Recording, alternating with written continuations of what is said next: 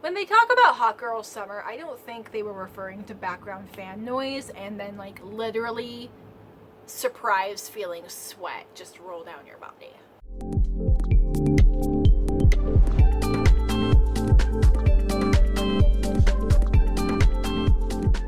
Hello folks, welcome back to my channel. I hope the fan behind you is not too loud.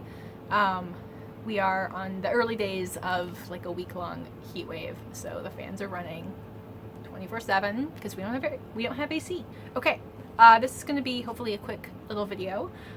This is going to be my mid-year reading goals check-in. I have done the mid-year book freakout tag, whatever it's called. So I will have that video linked in the description box below if you want to go check that out. So I don't go into any stats really in that one. This one is a little bit stats and my 2021 reading goals, which I'll have the video for that linked as well.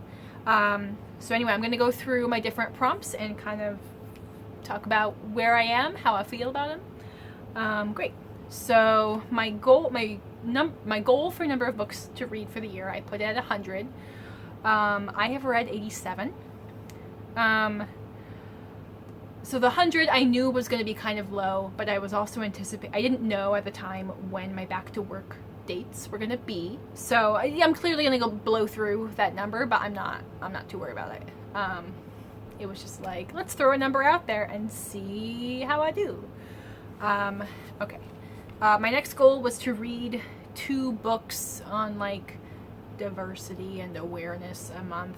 I think I've clarified the idea of that goal of reading at least 2 books that are intentionally outside of my experience, and prioritizing own voices from marginalized communities. I don't exactly like have numbers per month, but yeah, the books on my TBR and the books I pick up, I do tend to naturally have a pretty good, I'm at least meeting the 2 books a month goal. Not worried about that. Read 50% of my starting TBR at the start of 2021. So that was 22 books. I had a list of these 22 books. I've read 16. So I'm clearly have met that. I'm kind of gonna see if I can reach all of those books this month, not this month, this year. So then I can start 2022 with a whole brand new list of TBR books. So we'll see how that goes. Then I had a yearly goal of reading 10 BIPOC, non-US or UK authors. I think I'm on track for that, but I've realized that that's kind of a challenging goal because what I found is, unless it's a translated work, a lot of successful authors from like the global south, a lot of them end up moving to the US or the UK or other global north countries. They've either moved there for educational purposes or they moved there for job opportunities or, whatever the reason may be. So, you've got somebody like Akwege Emezi who was born and raised in Nigeria, but then I think they live somewhere now. They came to the US for education and then they've kind of stayed here. So like, do they count if in order to accomplish what they wanted with their lives, they chose to move somewhere with more opportunities? Anyway, it's a thing I'm thinking about. But in terms of that goal of reading 10 books in this category, I think I'm gonna meet it anyway if I can meet my next goal, which is to read 10 books translated into English. This one I've only done 3 so far, so I need to make a plan for that. I have finally like curated a short list of translated books that I am quite excited to read. The problem I found initially was a lot of translated books are historical fiction or literary fiction or like memoir or like nonfiction historical. And it's a lot of trauma porn. Not always, but there's a lot of like, tell us what it was like living in North Korea.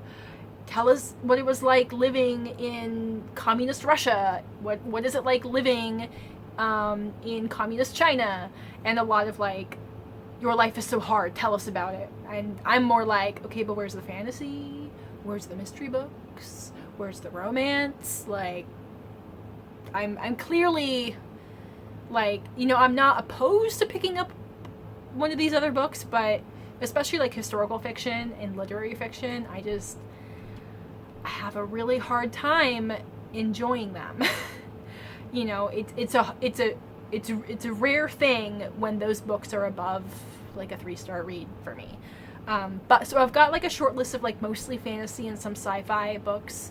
And then I have to double check like how many of these does my library actually have, and then I think I just need to just buy myself some physical copies, because if they are on my shelves, then I don't have to worry about getting on a wait list at the library or anything. I have no excuse. It's right there. So I have a plan. We'll see if I get there. Okay, where am I? Okay, the next goal was read 50% of new books, new to me books from my library. So this is excluding rereads, because especially last year I was rereading some books via audiobooks from the library. So I kind of counted them up, and it looks like I'm at like 59% of new to me books are from the library. So that's doing pretty good. Okay, the next goal was film a monthly wrap-up. So far, I've been on track to do all of that, but I have also discovered that they are my least favorite thing to film, because I get stressed when I have no notes and I have to remember everything off the top of my head, but also like keeping track of notes and everything, it just feels like homework, and I don't want it. So I'm gonna try and keep through it this year, but I might do something else next year. I've been seeing like the Friday Reads videos where people just kind of film like a chatty video being like, here's what I'm reading or what I've read recently, here's some thoughts. I might also try doing like TBR hopeful videos for the month where I'm like, here's the list of things I want to read this month. No promises that I'm gonna get to everything, but you know, here are the things from my shelves or otherwise on my radar, or things I want to read for readathons or in the spirit of readathons. And, you know, I can kind of talk about books and interests that way, but I don't have the pressure of having to write, you know, a somewhat critical essay talking about my experience with them. Next goal, read 25% to nonfiction. I'm struggling with this one a little bit. Of books I have finished, I'm at like 19.5%, including my current book. That would bump me up to like 21%. So, though I realize what's been affecting that is I've mostly been reading my nonfiction on audio when I go on long ass walk. And especially this month that has kind of gone out the window, I've been going on these like hour-long hikes with my dad, which is great, but it means I am not listening to an audiobook during that time. I have also signed up at a gym, and so going to the gym will fulfill like my need for workout, but that means those long audiobook walks are again reduced. And also, at least for the rest of this month, we got the heat wave, so not going to be doing a lot of walking there. But I think like my only strategy right now that I'm not going to strictly employ, but is kind of a thing, is I'm going to, within my fun money budget, I'm going to not stress about how many nonfiction I am bringing into my life. you know, maybe for next year I will do a cap of like, you know, I can only buy 3 nonfiction a month, including something I've already read, but nonfiction is open, because kind of like with the translated fiction, if I have a copy, then I don't have any excuse to not pick it up because it's already right there. I don't have to worry about how long the library hold list is. I don't have to worry about the loan running out of time, is another thing. So we'll see. We'll see. I mean, 25% is still fairly high for me as someone who, I think prior to this year, I didn't really read nonfiction. And I'm definitely very heavy into fantasy, science fiction, and series. So I'm not going to feel too bad if I don't make it, but I'm going to at least try to keep it above 20%.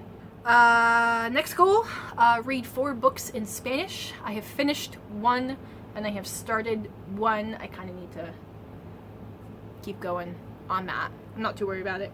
And then I had a goal of reading 1 Amnesia read a month. That's like my pile of books I need to reread because I don't remember anything about them. I will put the video talking about that project in the description box as well. So that one I have been successful at on average. So for example, I think this month I'm not going to get to anything on that list, but was it last month? I read like 5 or 6 of those books because I had an appointment to go sell some books, so I wanted to get through some of those to see if I wanted to get rid of them. And I feel fine about that. I feel fine about it being, you know, some months reading more of them and then leaving room for months where those are just not what I want to read right now. I have like this TBR of what I want to get to that's more important, feels more important. We'll see if for my goal for next year, will it also be a like read 1 or 2 a month, or will it be like over the course of the year read at least like 12 or 14 of them or something. So I haven't made up my mind, but I feel good about that goal. So for the most part, I'm meeting all of my goals. I'm lagging behind on translated works and nonfiction and how many nonfiction I'm reading, and I need to not slip too much on reading my books in Spanish. I feel good about dedicating energy to those 3 goals that are a little bit lagging because everything else is kind of filling out by itself. So cool.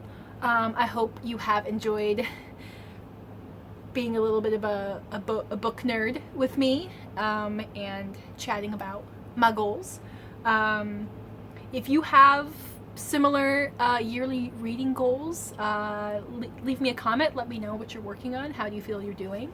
I